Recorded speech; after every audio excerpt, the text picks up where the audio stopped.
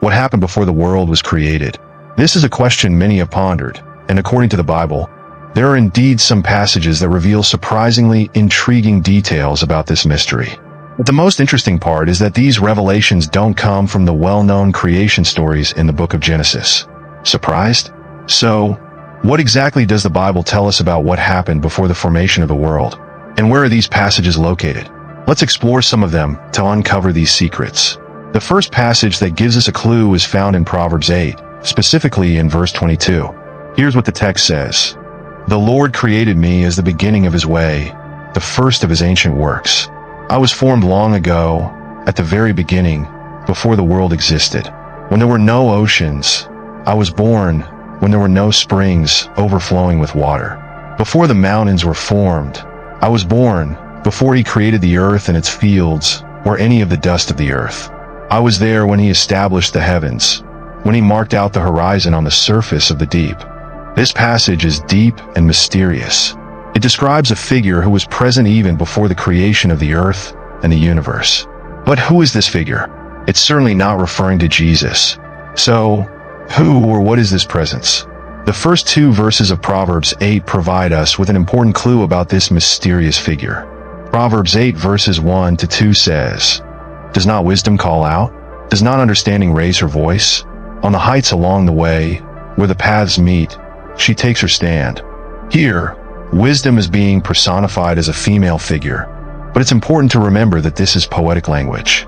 We're not talking about a literal woman, but a symbol of divine wisdom, an entity that existed before even the universe was created. This teaches us that, in the biblical view, wisdom is something as ancient as God himself, and it was present from the very beginning. But was wisdom the only witness to the creation of the universe? Is there another passage that can help us discover who else was present? The next passage we will examine might reveal something surprising. In Job 38 verses 4 to 7, God speaks directly to Job and challenges him to reflect on his ignorance about creation. The text says, "Where were you when I laid the earth's foundation? Tell me if you understand. Who marked off its dimensions? Surely you know. Who stretched a measuring line across it? On what were its footings set? Or who laid its cornerstone? While the morning stars sang together, and all the angels shouted for joy." This passage is truly fascinating because it reveals something very important. The angels already existed before God created the world and humanity. They were there, observing with awe and joy as God shaped creation. For many, discovering that the angels existed before humans is a surprising revelation. However, if we think about it, the Bible never gives us an exact date for when the angels were created, but it's clear that it happened before the creation of the earth. And this helps us understand a fundamental aspect of the biblical narrative. Spiritual beings like Satan appear throughout human history to interfere in earthly matters. But why does this happen? Now that we know that angels are like the older siblings of humanity, this relationship might explain many of the conflicts between angels and humans. If you have siblings or know families with multiple children, you've probably seen how the older child can sometimes feel jealous of the younger one. This dynamic, when applied to the spiritual realm, can help us understand why beings like Satan try to lead us astray and cause harm throughout the biblical narrative. It's like a family dispute, only between different species.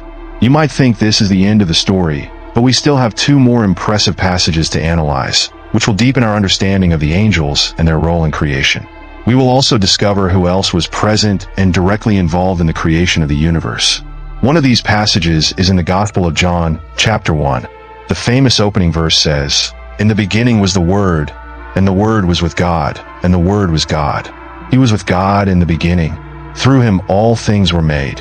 Without him nothing was made that has been made." Here, the Apostle John is making a powerful statement. The Word, later identified as Jesus, was present at the beginning, directly participating in the creation of the universe. This is something deep to reflect on because it means that Jesus existed before his incarnation as a human being and played a vital role in creating all things. Many people, when reading the Gospel of John, might think that he was introducing a new idea by stating that Jesus was present at creation. But that's not true. The Apostle Paul also mentions Jesus' role as the creator in his letters. In Colossians 1 verses 15 to 16, Paul writes, "The Son is the image of the invisible God, the firstborn over all creation. For in him all things were created, things in heaven and on earth, visible and invisible, whether thrones or powers or rulers or authorities. All things have been created through him and for him. This verse is incredibly revealing because Paul is stating that Jesus not only created the universe, but also the heavenly hierarchies, such as angels, thrones, and spiritual powers. In other words, everything that exists, whether visible or invisible, was created through Jesus and for him. Now that we've analyzed these passages, we can summarize what we've learned. Divine wisdom was present before creation. The angels already existed and witnessed the creation of the universe. And Jesus, the Word, was the agent through whom all things were created. This gives us a fascinating glimpse of what happened before the world was made and helps us understand more about the spiritual narrative that permeates the entire Bible. Furthermore, we've learned that some of the angels created by Jesus were placed in positions of authority, sitting on thrones to rule over human territories. This gives us an idea of how the spiritual world can interact with the physical world and how these angelic authorities can influence our destinies and activities, both for good and for evil. Finally, what should we take away from these passages? If we boil down all these teachings into one consistent conclusion, we arrive at this. The source of wisdom is God, but God is also Jesus, and therefore, wisdom also comes from Jesus. And it was this Jesus, the Word, who created the angels, and, with them as spectators, shaped the universe.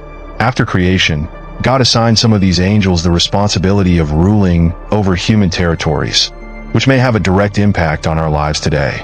All of this reveals that the spiritual world has been deeply involved since the beginning and continues to play a crucial role in our lives.